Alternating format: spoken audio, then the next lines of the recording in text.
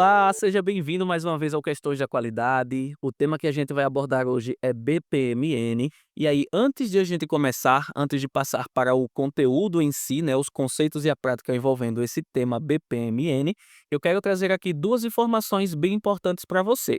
Primeira delas, a gente não vai falar somente sobre BPMN, eu vou trazer um conteúdo extra para você, que é justamente essa ferramenta aqui, ó. Essa ferramenta que eu estou utilizando para fazer a apresentação e a ferramenta Visage Modeler, uma ferramenta gratuita que é utilizada justamente para a gente desenhar fluxogramas, fazer desenhos de processos utilizando o BPMN.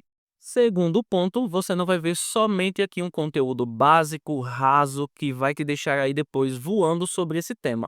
Você vai ver de fato o essencial, algo que vai te possibilitar já ao fim do vídeo conseguir aplicar isso na sua rotina, criar os seus primeiros fluxos, desenhar os seus primeiros processos, claro, utilizando a linguagem BPMN. No fim das contas, você vai ver aqui bem mais que BPMN e você vai ver esse conteúdo em um nível que você vai de fato conseguir aplicar. Você não vai ficar somente no abstrato, no conceito, sem ver como isso funciona, como é construído na prática, certinho?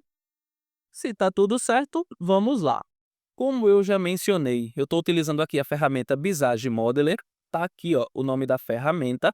É uma ferramenta gratuita, uma ferramenta que você acha muito facilmente aí na internet. É só você colocar o nome dela, Visage Modeler, com download, e aí você vai encontrar o link onde você vai conseguir baixar e instalar facilmente aí no seu computador, fazer rapidamente aí o seu cadastro e rapidinho você já está utilizando essa ferramenta. Já está com essa interface todinha aí aberta no seu computador.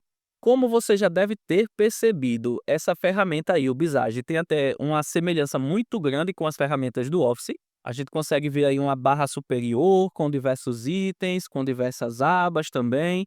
No entanto, nesse vídeo aqui a gente não vai explorar tudo isso. Não é o foco desse vídeo te mostrar como é que cada situação dessa aí vai funcionar nessa ferramenta. E aí, o que é que vale a pena para a gente aprender nesse momento? Para a gente já ter condições de colocar em prática o BPMN utilizando essa ferramenta. A gente tem aqui, ó, nessa parte central, diversos elementos. Eu vou explorar cada elemento desse. E a gente tem aqui uma barra lateral. É essa barra lateral aqui que vai importar para a gente nesse primeiro momento. Na medida em que a gente compreende para que serve cada item desse aqui, a gente já vai ter uma noção muito boa de como funciona o BPMN.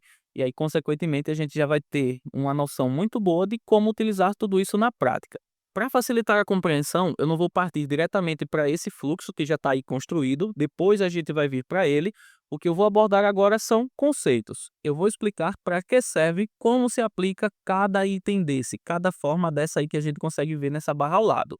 E começando pelo mais básico de todos, né, o que é o BPMN, afinal estou falando desde o início sobre BPMN, BPMN para lá, para cá, mas afinal o que é o BPMN?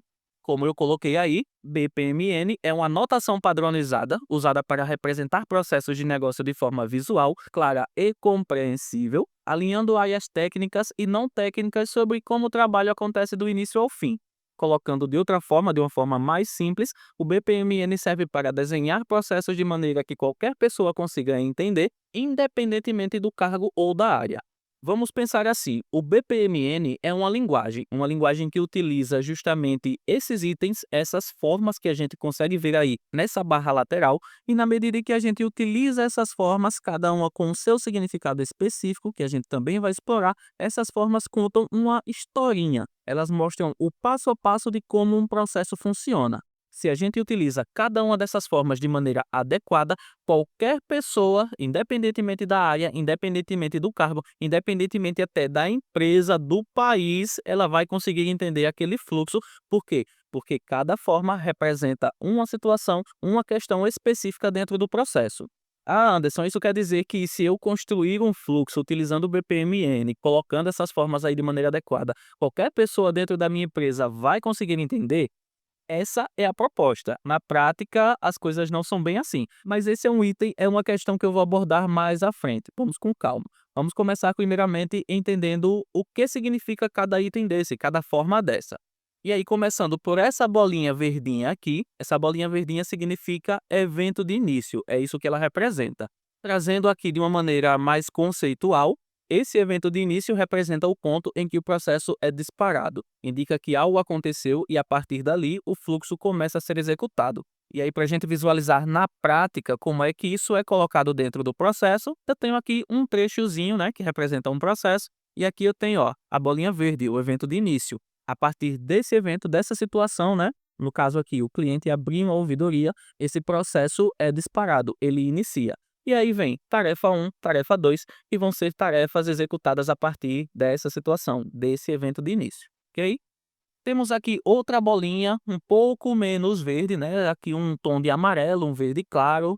A gente tem aqui o evento intermediário. O que marca esse evento intermediário também é não só a cor, mas também ele tem uma borda dupla. Quando você vê esse evento intermediário dentro de um processo, né, ele está representando ali algo que acontece durante o andamento do processo sem encerrá-lo. Pode indicar uma espera, um recebimento de informação, um atraso, uma exceção. Esse evento intermediário se encontra dentro do processo. Ele nunca vai estar no início, nunca vai estar no fim. Para representar início e fim, existem outros símbolos, outras formas. E aí, quando a gente encontra esse evento intermediário dentro do processo, a gente precisa prestar atenção no que ele sinaliza. Por exemplo, nesse caso aqui, nesse trecho, nesse exemplo de processo que eu trouxe, aqui tem um evento intermediário que sinaliza aguardar a resposta do cliente. Nessa situação, de acordo com o conceito que foi passado, a gente tem aqui uma espera. Perceba que esse é um evento marcante, algo que dá até uma pausa no processo, mas não encerra ele definitivamente. Essa é uma das características do evento intermediário. Ele é algo marcante, ele impacta geralmente o andamento do processo, mas ele não é aquilo que inicia, também não dá fim. Depois eu vou trazer mais um exemplo de como ele se aplica na prática. Por hora, vamos passar agora para o evento de fim. Como você pode ver aí, é mais uma bolinha, dessa vez uma bolinha vermelha, e como diz aí o conceito, esse evento de fim indica o encerramento do processo. O próprio nome já diz, né? Após esse evento, não há mais nenhuma atividade ou fluxo a ser executado. E aí um exemplo de como ele se aplica está aqui, ó. Perceba que depois dele, depois desse evento de fim, não há mais nada, nada mais acontece no processo. Ele de fato é o encerramento, ponto final. Seguindo para o próximo item, a próxima forma é esse retângulozinho aqui em azul claro com a bordinha azul mais escuro. Essa forma, esse item significa a tarefa. E aí, como diz o conceito, é uma atividade simples e objetiva que representa uma ação executável dentro do processo por uma pessoa, sistema ou área. Para dar um exemplo da aplicação dessas tarefas aí dentro do processo, temos aqui, ó, evento de início, né? Evento que dá início ao processo, começou tudo aqui, e aí a gente tem as tarefas. No caso aqui temos 3 tarefas. Essas tarefas são descritas com verbos no infinitivo, ó, perceba aqui, registrar a reclamação, classificar a reclamação, encaminhar a reclamação. Só relembrando aí as aulas de português, os verbos no infinitivo, né, terminam em AR, ER e IR. Mais à frente voltamos a falar mais sobre as tarefas. Vamos ver agora o subprocesso, que é esse retângulozinho azul, bem parecido com o da tarefa, mas ele tem essa particularidade aqui, ó, esse quadradinho com uma cruz, um sinal de mais, na verdade, aí dentro dele. E um subprocesso, como diz aí o conceito, é um bloco que encapsula um caminho inteiro do processo quando esse caminho tem várias etapas, tem decisões internas ou não faz sentido expor tudo no fluxo principal.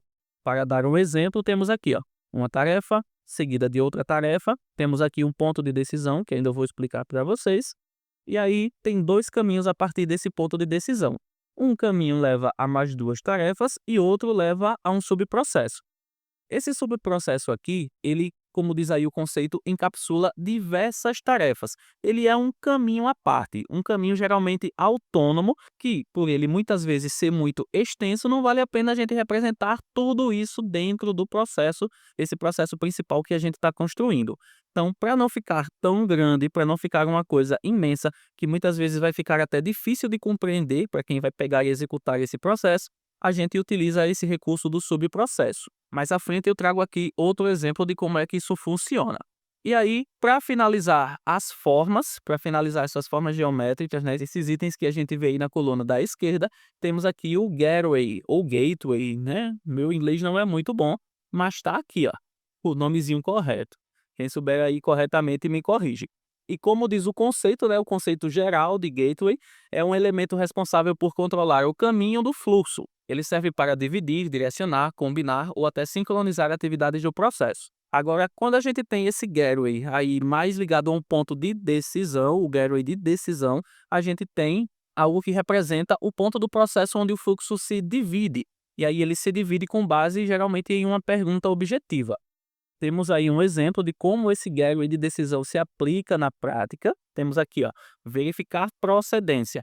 E aí, quando eu verifico a procedência, geralmente eu tenho algumas opções, algumas possibilidades. Aqui eu tenho duas. A reclamação é procedente? Se ela é procedente, ok, eu tenho um caminho. Se ela não é procedente, são as duas opções, né, duas possibilidades aí razoáveis que eu tenho. E aí eu vou seguir outro caminho se ela não for procedente. Esse ponto de decisão cria justamente essa bifurcação, né? Se uma possibilidade eu vou para um caminho, se outra possibilidade eu vou para outro caminho. E aí, como diz aqui também no conceito, ele cria uma bifurcação lógica, né? Uma bifurcação geralmente seguida daquela regrinha lógica. Se, então. Se, então.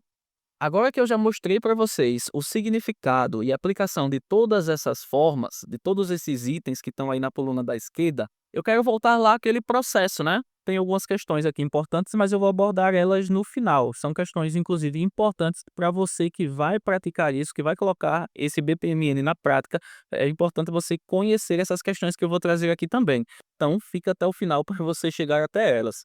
Enfim, o que eu quero mostrar agora é justamente aquele fluxo lá do início, aquele fluxo que mostra todos esses itens aí, pelo menos a maioria deles na prática, né? Todos eles aplicados em um fluxo que pode ser um fluxo real, inclusive.